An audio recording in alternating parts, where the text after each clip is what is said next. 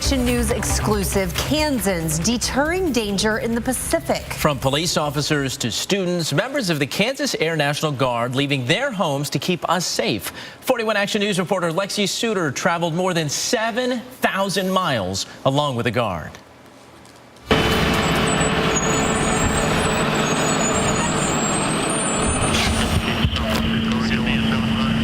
Climbing aboard takes commitment before it ever takes flight.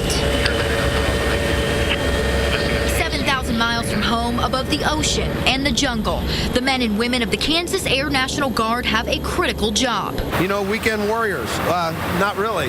We're busy all the time. A job 30, much more important 20, than they let on. 10. They land in a place that looks like paradise. The beauty of Andersen Air Force Base doesn't begin to match its importance. We do everything in Guam. Colonel Samuel White left his family in Kansas City to oversee all flight operations. Our job here is to assure our allies and deter any potential adversaries, which is why we have the Guard here 365 days a year. The tiny island gives the U.S. a strategic presence in the Pacific. Here we work with allies like Japan and Australia, and we keep tabs on potential threats, China and North Korea. I think I've been to Guam 3 or 4 times now. Receiver stable. Okay. For most of these people, Roger. Serving with the 190th Air Refueling Wing is a second job. All right, start to roll out. Tanker's rolling out. When Commander Jared Ramsey isn't on this tanker, he's flying a commercial jet.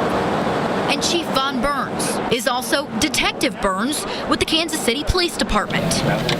And 20-year-old Carly Stahlbaumer, a KU student, putting her education on hold to wear this uniform. They're right, stable. Crews spend hours in the sky. Roger. A show of force and power. Stable. This KC-135 is also a flying gas tank. They don't go that far without us. Senior Master Sergeant Brian Dillon operates the boom that refuels the fighters and the bombers, We're always the guys that are just out of the spotlight. giving them the gas they need to get across the globe.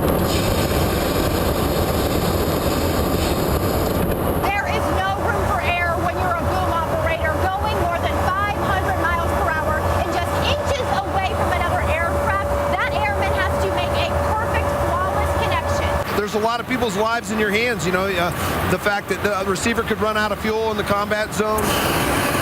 You know, there are a lot of different things that, mid-air collisions, it's quite an orchestra of things going on.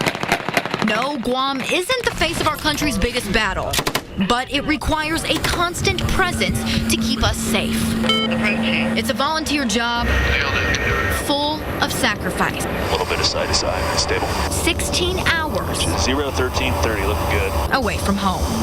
Receiver stable. Wow. That fascinating look there brought to us by reporter Lexi Suter and photographer Chase Lucas. The 190th Refueling Wing logged more than 6,500 flying hours just this year. That breaks a record for the most missions completed in history.